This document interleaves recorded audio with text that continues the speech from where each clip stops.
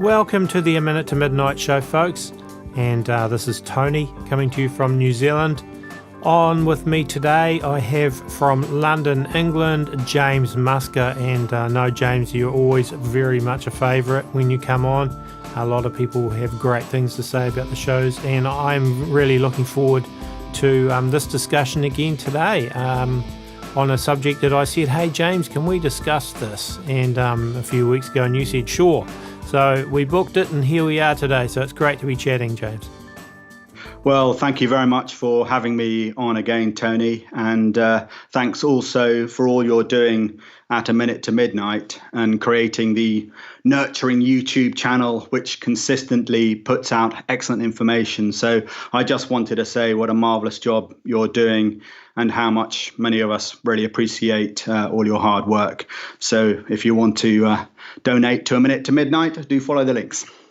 Yeah, oh, thank you. Yeah, that's a great plug. And yeah, donations are definitely always very much appreciated. They certainly ebb and flow, and it has been a little bit of an ebb at the moment. So thank you for that. Okay, so what are we looking into today, James? What's our subject? I'll let you introduce it.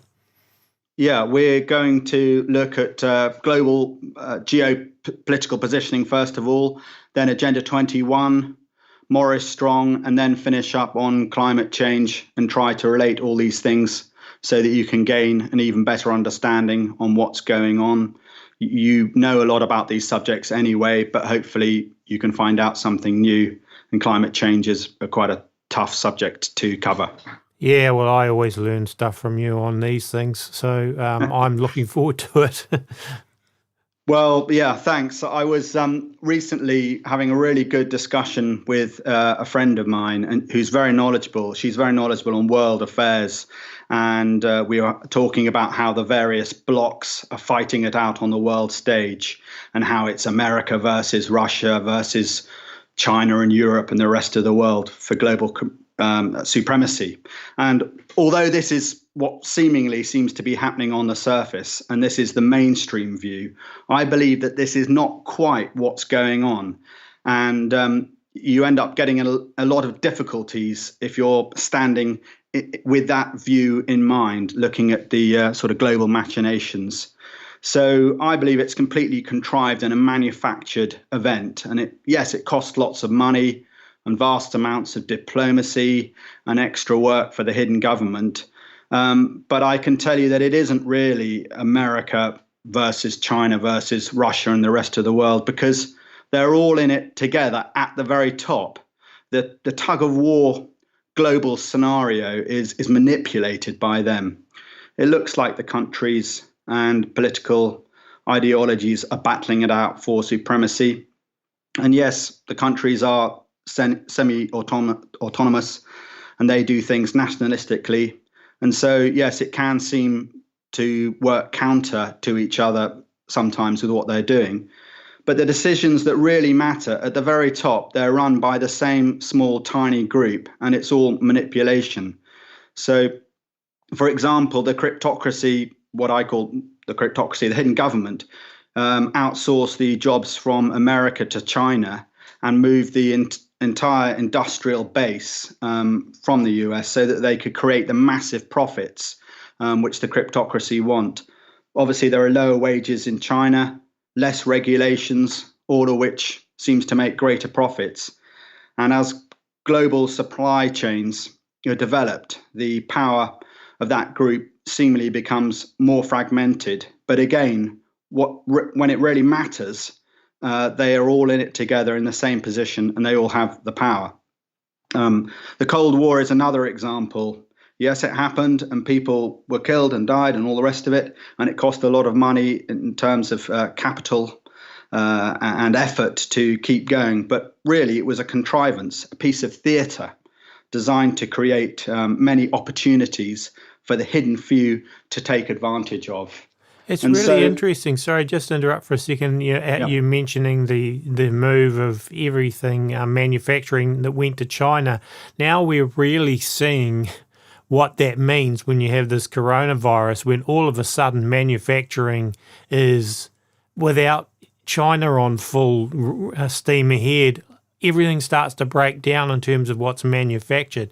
And is the coronavirus a black swan that's happened and caught everyone by surprise, or has it been engineered, genetically engineered or whatever? Well, it's hard to know for sure at the moment, but you can see the results and how they can use it actually to control the economy of the world downwards if they decide to want to through this.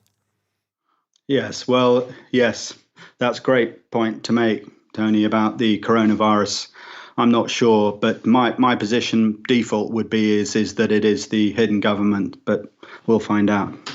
So it seems that there are these ideologies, and China getting knocked is part of it, and maybe there's some other agenda that they're going to bring on. Certainly depopulation is one of their big agendas, and as we know from the Georgia Guidestones and other writings, their intention is to reduce the global population down to only about 500 million people. So yeah, it seems like there are all these trade surpluses, but it's the same extremely powerful group, possibly even as few as 5 people at the top, and they're not really fighting it out. They have their systems that they adhere to, and they've got their subtle manipulations that they're taking us into all the time. So yeah, it makes it look like they want to make it look like there's jockeying for global supremacy going on, the tug of war of history, because if they didn't, then they wouldn't be able to continue to consolidate on their power base. And this is what we see going on today, the Hegelian dialect. By making politicians and trading blocs fight each other, they can continue to reap all the benefits. And this is where Agenda 21 comes in, because the hidden government have told us the economic system they're aiming to take the world into, and that is sustainable development. It was also called by the trilateralists the New International Economic Order. And we know from their writings and Agenda 21 that their attempts are to form a one world government and connect the world up in their massive global supply chain, in which they can maintain and control power long term, not just for their generation and the next generation, but for their families and the generations ahead. So I would say this tug of war concept of all the blocs fighting it out, it's not really going on, because we can see that Agenda 21 is where all the economies and countries are meeting. Every single country has signed up to this Agenda 21 strategy. And, in a way, it's a bit more confirmation that democracy may be dead, because we can't see, there's been no vote on joining into Sustainable Development Agenda 21. So, therefore, we can see that it's them behind it. Yeah, and of course there's Agenda 2030, which is a kind of continuation of Agenda 21. Sort of revamped or modernized or whatever, but it's all the same plan. Yeah, they've got the further development goals that they're looking for. So Agenda 21 is this massive action plan to inventory and control all the resources, the land, water, minerals, plants, trees, all data, and obviously people as well, and keep them into their economic system of sustainable development. But that's what it is, just what they're calling it. There's another agenda behind it. So sustainable development is the concept that it meets the needs of the present without compromising the ability of future generations to meet their own needs. That's what they call it, our common future. That came from 1987. And of course, the Rio Earth Summit, 1992, you've got George Bush, he signed in America. And for the UK, it was John Major. And so Agenda 21 may seem like a great idea, but it is opposed really to democracy, freedom, and private property and development. and it would not foster, they would argue that it would not foster environmental extremism, world government, and perhaps even totalitarianism. They would say that there's no contextual basis in Agenda 21 for such claims, and that no country would have agreed to Agenda 21 if it said those things. However, we're not as stupid as those bought commentators think. And when you start to drill down into Agenda 21, you can get an unmistakable view that something very wrong is taking place. Once you cut through all the jargon and the endless warm, fuzzy statements that anyone with any sense of right and wrong would agree with, such as ending poverty in all its forms. Of course, we agree with that. Health programs, better management of urban water resources, elimination of unsustainable consumption patterns, etc. All of these things are good. Protection of wildlife, moving away from fossil fuels to more sustainable energy production, etc. But the problem deep within Agenda 21 is that it involves massive state intervention practically across every single level that you can think about, and that we as a populace would have to give away all sorts of rights, which we've spent the last millennia gaining hard-won rights. So we're basically end up being in a position where we're totally open to manipulation.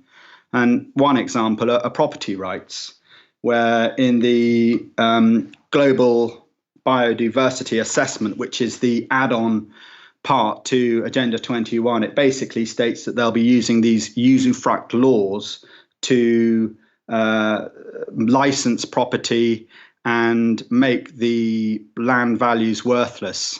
So if you're living in a residential area, they might turn it into a city. If you're living in a city, they want to make it into a wilderness.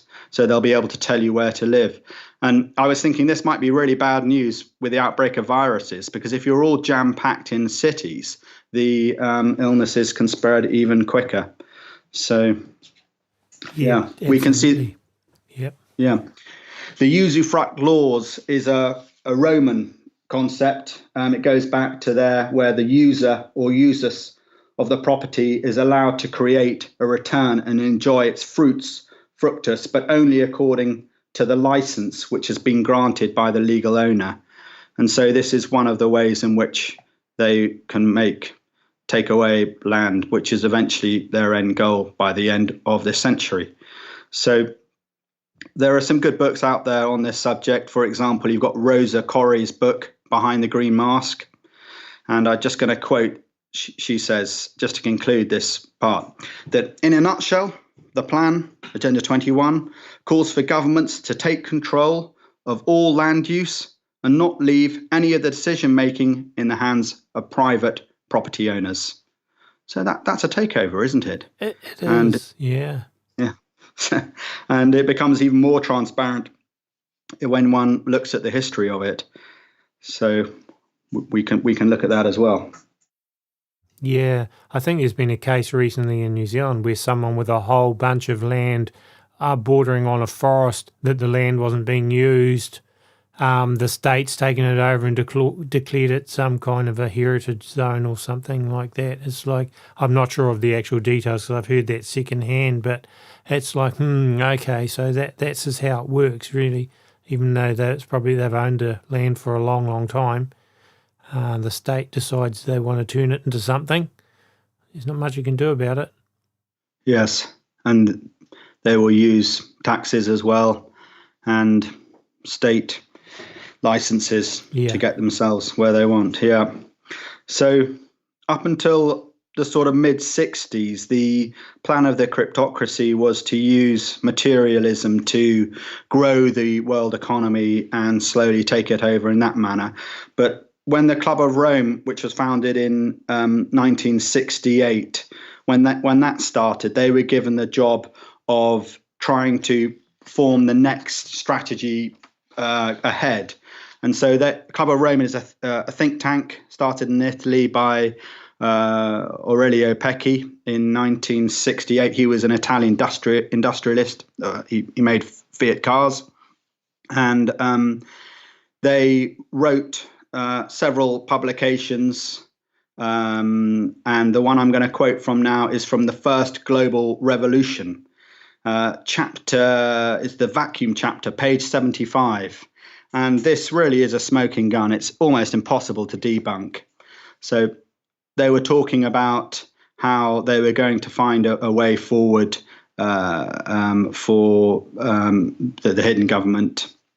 In searching for a common enemy against whom we can unite, we came up with the idea that pollution, the threat of global warming, water shortages, famine and the like would fit the bill.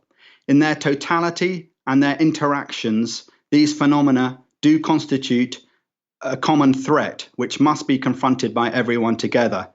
But in designating these dangers as the enemy, we fall into the trap which we have already warned readers about, namely mistaking symptoms for causes. All these dangers are caused by human intervention in natural processes, and it is only through changed attitudes and behavior that they can be overcome. The real enemy, then, is humanity itself. Yeah, wow, that's sinister. When was that written? That 1992, I think, yes. 1991, too, yeah. Before that, you've got the Limits to Growth book, which was 1972, which was another good book to have a look at. So it's almost as if they were thinking of a way in which they could take over the world as part of their final overthrow. And they had discussions about maybe using force, military power, but decided that it was too protracted. And eventually they came up with the plan of the threat of global warming, water shortages, famine and the like. Maybe they hadn't read enough Malthus, because basically a lot of his stuff had been disproven by then. So maybe they should have done that. Part of the march of this story is also that you've got Our Common Future, which was Maurice Strong in 1987. And there we have the testimony of George Hunt, who recorded the high-level meeting where we had Edmund de Rothschild, a statement that he made totally without bias at the Fourth Wilderness Conference, that CO2 is the cause of global warming and that combating it needs money, our money, you and me, our money. He founded from that the World Conservation Bank and also the Global Equity Facility. And the idea was to exchange land for loans. And so I've been doing a lot of research on this World Conservation Bank. There doesn't seem to be a huge amount of information that I can find out about it. But it's just one stepping stone further into the Rio, before the Rio actually happened. Rio happened in 1992. And then, of course, we've got Maurice Strong, who was also at that meeting. And he's heavily involved in the rollout of climate change. They called him the father of climate change. And he made his money through oil. He was an oil man.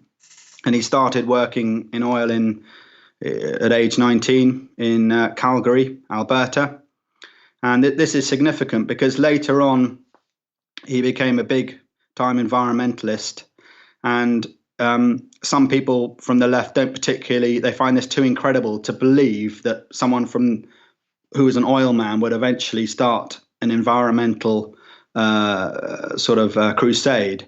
And that capitalists who run the socialist movements and push this agenda, that is actually what's happening. So it's a false dialectic anyway, this capitalism versus socialism, because the top industrialists, they control both sides of the debate, the oil men and the environmentalists. So Maurice Strong was head of the United Nations Environmental Agency and contributed heavily to the existence of Agenda 21.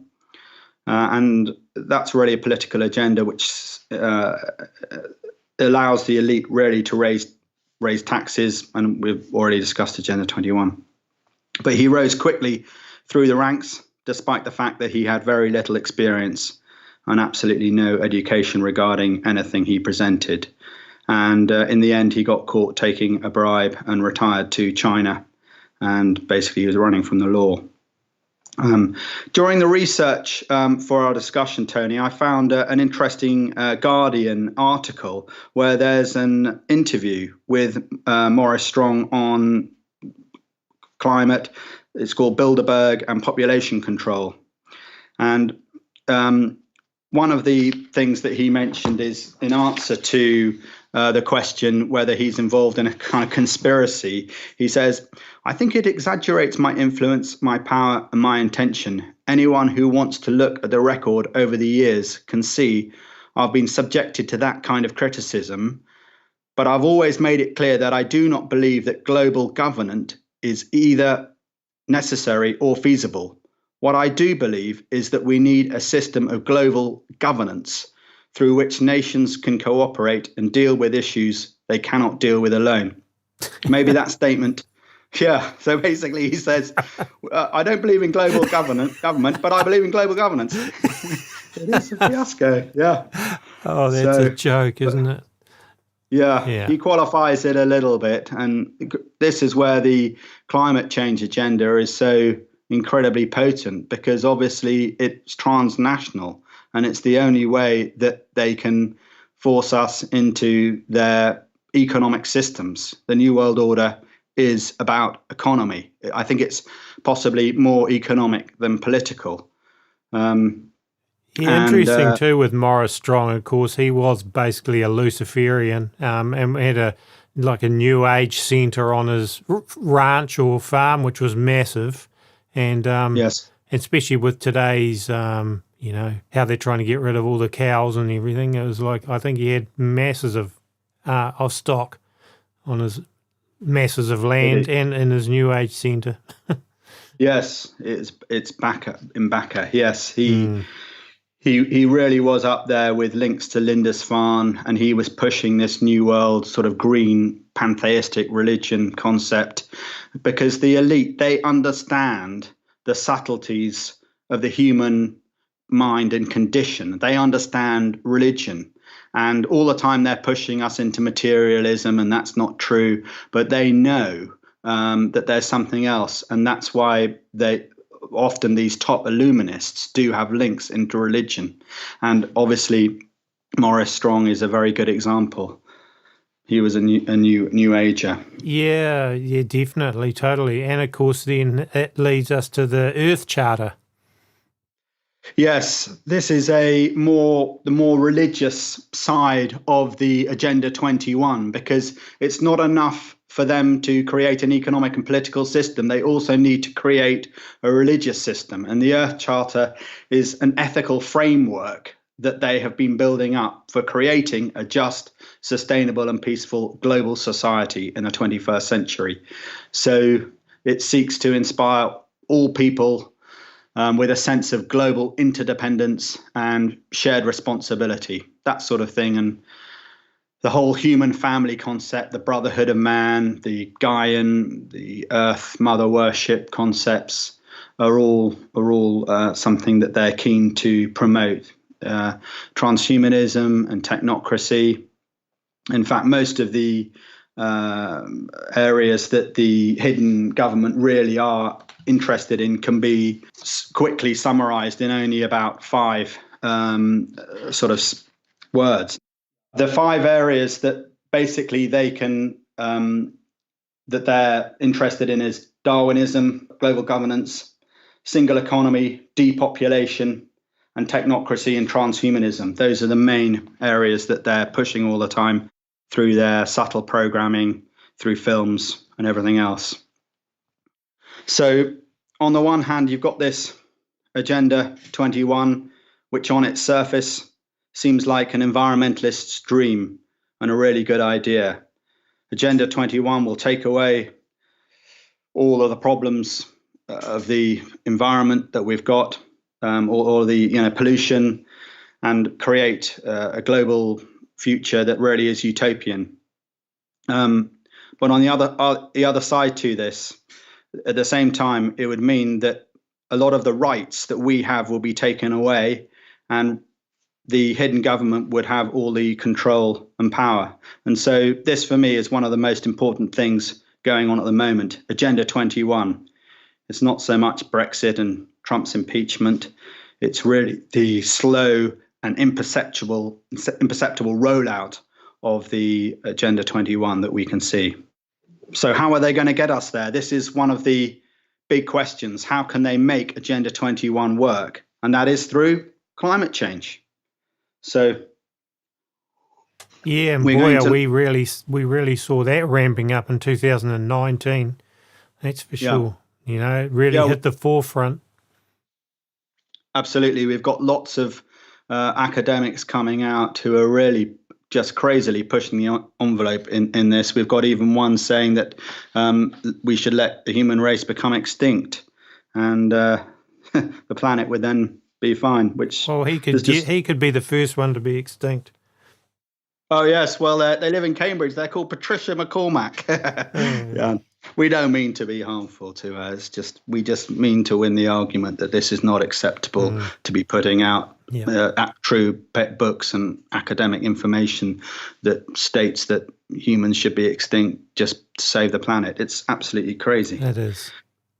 So I'm just going to give you 4 quick climate change arguments that you can hopefully remember and cover, so that if you do get in a debate with someone, you've got some ammo that you can gently give to anyone that you're discussing this with. And first of all, I think it's important to do that in a nice way.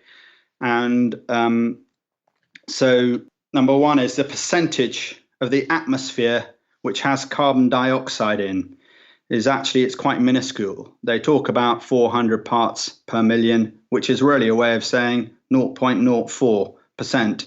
And that's the percentage of carbon dioxide which is in the atmosphere, which makes it a trace gas. And their argument is that the carbon dioxide has a massive effect upon the amount of the temperature because of the sun. It captures the heat because of the amount of carbon dioxide. But their argument is that it only takes 0.1 grams of cyanide to kill an adult, which is only about 0.0001% of the body weight. Compare this with carbon dioxide, which currently makes up 0.04% of the atmosphere, and it's a strong greenhouse gas. Meanwhile, nitrogen makes up 78% of the atmosphere and yet is highly unreactive. The only problem with this argument about cyanide and CO2 is that CO2 is not poisonous. It's a vitally important part of the life cycle and totally harmless. It's not carbon monoxide, which is a poisonous gas. Carbon dioxide is a vital food for plants, and without it, we wouldn't get oxygen, obviously. But it is true that we do need to reduce the amount of coal-fired plants, get our energy from more renewable resources, and 30% of the world's energy does come from coal, and gas-fired would probably be an easy win to reduce carbon dioxide emissions. But just the percentage alone of the greenhouse gases having this massive effect is a spurious thing to start with. Just something to point out. Number 2, science is based on measuring quantifiable data. If the data and scientific theory is correct, it should be possible to predict what's going to happen next with all their climate models, etc. And climate change really is, it's an alarmist thing. They've made huge predictions about sea levels, the Arctic baking, the Sahara conditions that would exist in Paris and Berlin, etc. Climate alarmist predictions have gone spectacularly wrong. And here's a quick recap on some of them you might know about. In January 2006, Al Gore predicted that we had 10 years left before the planet turned into a total frying pan. Well, I'm pleased we made it. In 2008, Al Gore predicted that there is a 75% chance that the entire North Polar ice cap would be completely melted within 5 to 7 years. He'd at least hedged that prediction by giving himself 75% certainty. In 2008, a segment aired on ABC News predicted that New York would be underwater by June 2015. And it goes on. the first Earth Day, its sponsor warned in 1970, I think it was, that in 25 years, somewhere between 75 and 80% of all the species of living animals will be extinct. And another Earth Day prediction from Kenneth Watt: at the present rate of nitrogen buildup, it's only a matter of time before light will be filtered out of the atmosphere and none of our land will be usable. And Paul Ehrlich said that population will inevitably and completely outstrip whatever small increases in food supplies we make. And the death rate will increase until at least 100 to 200 million people per year will be starving to death during the next 10 years. That was in his book, Ecoscience. And a study from Nature Climate Change reviewed 117 climate predictions and found that 97% of them never materialized. And, it's not acceptable. Additionally, we've got the Intergovernmental Panel on Climate Change, the IPCC, that everyone's talking about. They've gone wrong in their predictions practically every time. Practically every time their models have come out wrong. But instead of acknowledging that, they've just doubled down on their threats. And so we continue to have people basically giving us a hard time about saying that, maybe this isn't really a true conversation that we're having, and that really maybe CO2 is not the driver of global warming. It reminds me of that, the Japanese climate modeler, Nakamura, I think his last name was, basically, a top one, came out and said climate change models are useless. Yeah, well, and that's from one of the guys that would know better than anybody. So, yeah, Japanese scientists are very precise, and they're people. But this is part of the problem, that the more that they push the climate agenda, the more the accolades and awards and money they get, and their research grants will get signed off and agreed. And so if they can fudge the data here and there, so what they've been doing is in previous years, making it colder so that the graph is steeper because it's warmer. So it makes it look like it's warmer now. That's insane. I know they've done that in places like in Australia, for example, where they've taken historic records and lowered the temperatures. How they managed to justify that, I don't know, so that then they can make today's ones look like it's heated up. But they've actually changed the actual temperatures that were recorded and said, this was wrong or whatever. And so they alter them. I mean, come on. Yep. And as far as that guy, that Nakamura goes, it's great to have somebody that actually is an expert come out and say this is useless and at worst, it could be used to completely falsify everything. But, then someone like that, instead of that being on the mainstream news, it's ignored because it doesn't fit the agenda. Exactly, Tony. Yeah, it doesn't fit the agenda, so they push it out. So if you've got 10 articles coming out saying that it's happening, then they'll push those. If you've got 10 that don't, they won't give those any coverage because they control the media. Why would they be giving that information out? And they had with this Climategate thing, we had these emails that were hacked from the University of East Anglia in November 2009, and they categorically show, in my opinion, without any shadow of doubt, that they were manipulating the data to fit in with their theory and their models. But they would come back, with scientists manipulate data sets to show a trend, and the CRU rejected this, stating that the emails had been taken out of context and merely reflected an honest exchange of ideas. But I would come back with, why are you destroying data then? That's not exchanging honest information. So I think that, their argument can be proven false since they did destroy data. And those scientists who are gently falsifying the information, there's no real incentive for them not to be falsifying the information. So it's like a sort of circle. Incorrect data slightly fudged this way, well, you get more grant. And so it goes on. You get more grant, therefore you can keep going with this, building the climate agenda up and up and up. Whereas those who protest about the climate agenda, saying that it's bad science, would lose their jobs, they wouldn't get any funding, and they'd be ostracized. And, a classic example is Judy Curry, Dr. Judy Curry. She lost her job. She was a brilliant climatologist, and what she had to say was worth listening to. But actually, in the end, she's just been ostracized, and she's not even in academia anymore. So this is what we need to be doing is statement analysis, which is a technique for analyzing the words people use to try to determine what they've said is accurate. The police use it. Critical reasoning skills to find out if what a suspect says rings true. And for climate change, a lot of what is spoken about does not pass the statement analysis check. And some people have that ability to spot untruth.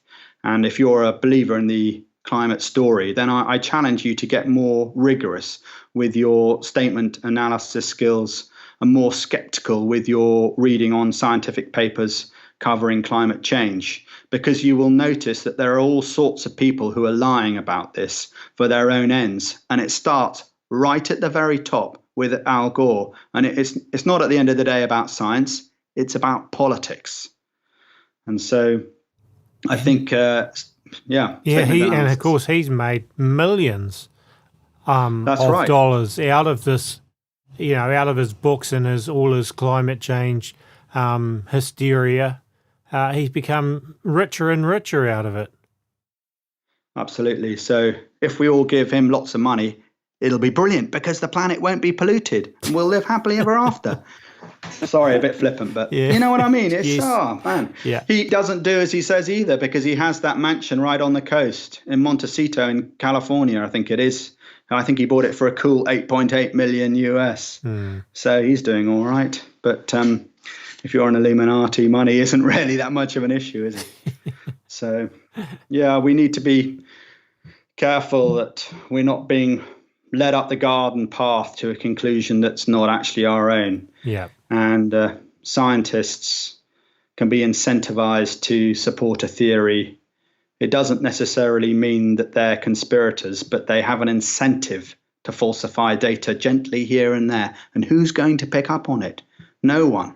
And this goes back to the fact that the hidden government are good at creating epistemological cartels. There's a mouthful. Epistemology is the study of knowledge. So where's it disseminated from, its origin, who's in control of knowledge, and the elite control knowledge through suppression and selective dissemination of information. And so I've got a quote here from a naval admiral called Chester Ward. He was similar to Barry Goldwater in terms of sort of that era in the 60s and 70s. This is mainly about the US government, but it could equally apply to the UN.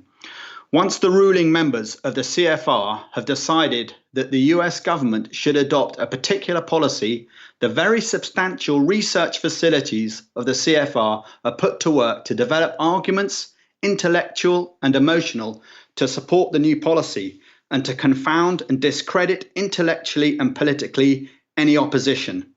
The CFR has a goal: submergence of US sovereignty and national interdependence into an all-powerful one world government. Wow. So that was Chester Ward in his book, Kissinger on the Couch, page 151. He wrote that in 1975. Wow. So, it's just a bit more evidence of what's going on, and that the media is slanting the information, and that people like Judith Curry did lose their job. And it's no surprise with a hidden government have been meddling with universities back from the Invisible College back in the 16th century. After the Invisible College was the Royal Society. That's it. So I think when you look at climate change articles and debate, IPCC graphs, please bear in mind, one, statement analysis, filtering of information, having your intelligence officer's hat on, and two, be aware that the evidence itself may be weighted. So with those things in mind, I think you will be able to understand what's going on. But having said all of that, maybe this argument about climate change we shouldn't even be having at all, because the problem with the climate change argument is that once you've won the argument, you'll lose it again, because that people will say, well, it's good that we're doing something with the environment because we need to stop polluting and we need to move into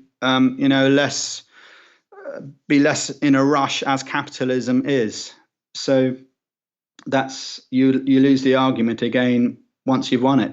That's what I think anyway. That it's not a good thing to bother to argue this, because at the end of the day it's all political. It's not really about science at all. The scientists have got sort of caught in this car crash, as it were. And I've begun to wonder recently whether there's something else going on, and that is that they're creating the climate anyway. Yeah, well, that's definitely, people would say that as well, with things like HARP and weather modification and chemtrailing and all that, how they can alter things. It's definitely, well, I think they can definitely locally do that anyway. Even if they can't do it on a whole global scale, they can target areas.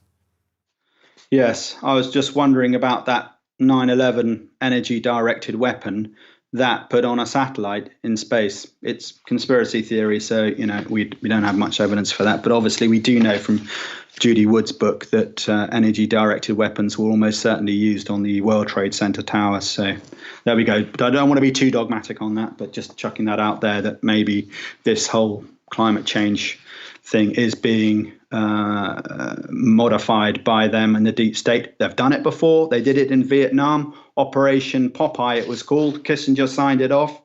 And so it happened, it was to extend the monsoon period so that they could try to win the Vietnam War. But that was simple weather modification, in my opinion, as opposed to what they have now. Yeah. Very much more powerful energy weapons, etc. At the end of the day, all of this is political. And we've even got people high up stating this. For example, Timothy Worth, president of the UN Foundation, said, even if the theory of global warming is wrong, we will be doing the right thing in terms of economic and environmental policy. That's a daft statement in my book, because it's a false argument. The science might be false, therefore the reasons are false, everything. We've got another one here. Paul Watson of Greenpeace declared, it doesn't matter what is true. It only matters what people believe is true.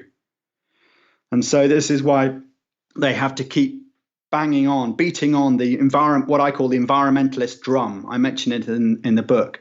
Keep banging on about it. And if people don't agree with them, then they're going to pass laws to outlaw it and make it illegal and fine people and all the rest of it. Just for a second there, James, I'm sure most people would know already, but for those that don't, can you just tell them the name of the book that you said the book, but some people may not know which book that is.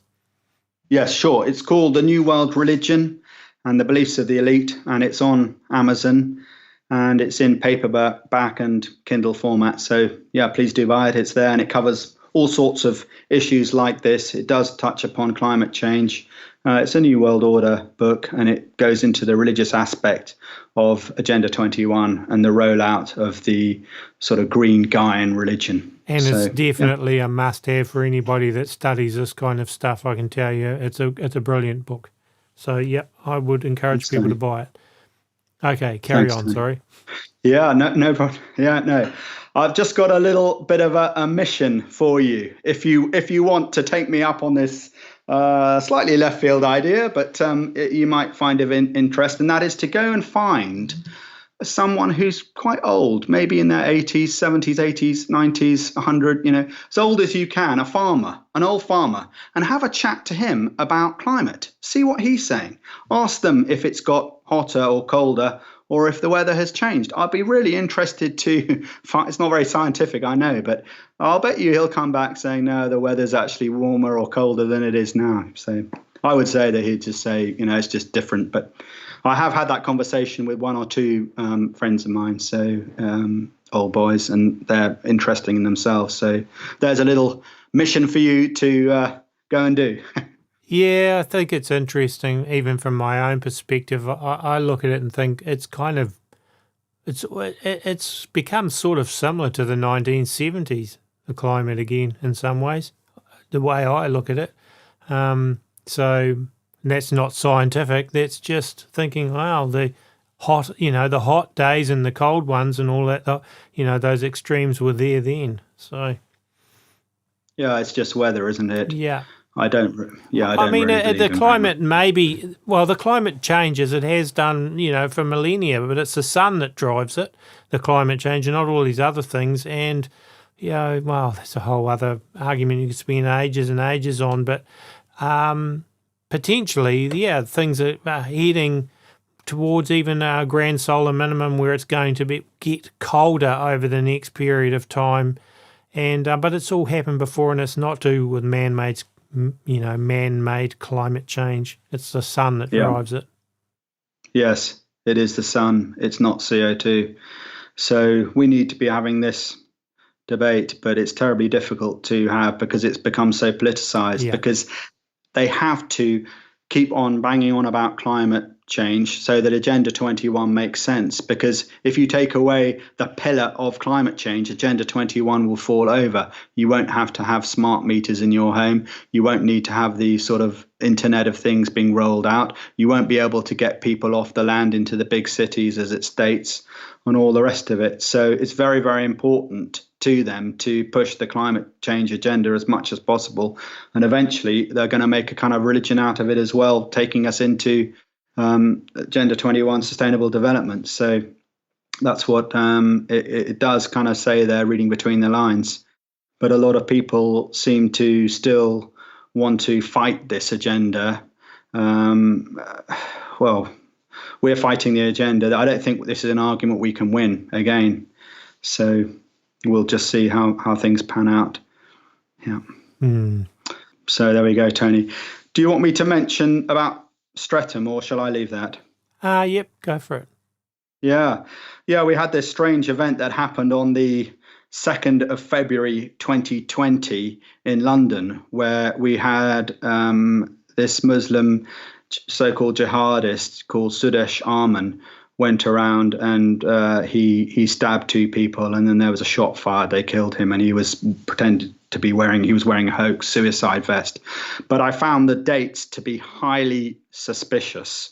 The 2nd of February 2020 being a 22, and the obviously 2020 being a 22 as well. So that's 44, which is one of the master numbers. But what really kind of scared me a bit is that it was the 33rd day of the year. And since we're in a leap year, there are 366 days. And so that means that there were also 33 days to the end of the year. 333, yeah. Sorry, 333 days to the end of the year. So, there's not much to indicate really that it was a hoax, but other than this numerology. So, well, of course, maybe not necessarily a hoax, but a black flag event where it's created. It could have been a programmed operative or anything. Absolutely, yeah, it does. It's highly suspicious, the dates, and maybe it really is the case that behind it all these, as I've already mentioned, the elite at the very top, they have a good understanding of the sort of deep mind concept and manipulating us, not through MK Ultra and mind control, but just through films, TV, everything we see. And that's taking us to a very bad place where they will be in control and we will be just like the slaves at the bottom. So we are the farmed, they are the farmers. And when probably AI arrives, they're not going to need that many of us around. So hence depopulation, which is always on their agenda. So we need to see through their social programming techniques and stay close to Christ and keep him in mind, keep praying and go forward and try not to worry too much about the police state or the coronavirus. Yeah, well, this is it. We don't really do ourselves any good services when we become panicky or in fear of all these things. It's going to happen, and Jesus did warn us of signs that would occur before his return. And to me, I'm just looking at all the stuff that's going on, and it points so strongly to the fulfillment of Bible prophecy, end days prophecy. How quickly or exactly it'll play out is hard to know. It could happen very quickly, or it could, string out a little bit longer. But boy, I can see it certainly all falling into place very much. So yeah, James, that's a really great and wrap up of a lot of these things. Just let the listeners know your book again and where they can get it. Sure. Yes, it's called The New World Religion and the Beliefs of the Elite, and it's on Amazon. It's got worldwide coverage pretty much. And please do buy it. I've tried to make it inexpensive. It's about £9.99 pounds. So it's about $12-13 US.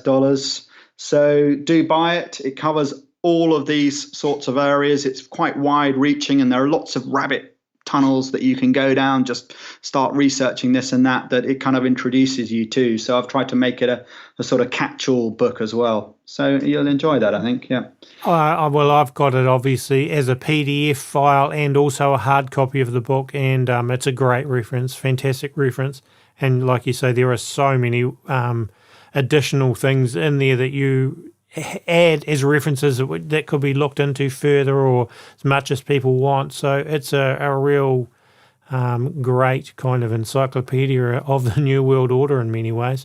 So thank you, James, again. It's just been such a great discussion, and I always thoroughly enjoy the times I have you on the show. Thank you, Tony. That's really, really kind of you. God bless. God bless you too.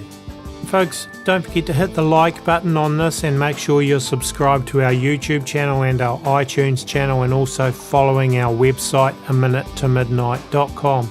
A Minute to Midnight is run 100% by donations, and this is a full-time job for me.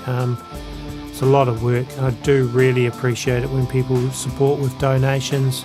Could not keep this running without your help.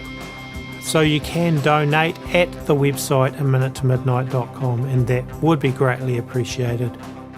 The music used in the shows I've written, played and recorded, and there's some free music to download on the website if you want as well. We have a Facebook group and also a forum which you're welcome to join. That's it for this show. God bless, and God willing, we'll be back in a few days' time with another episode of the A Minute to Midnight show.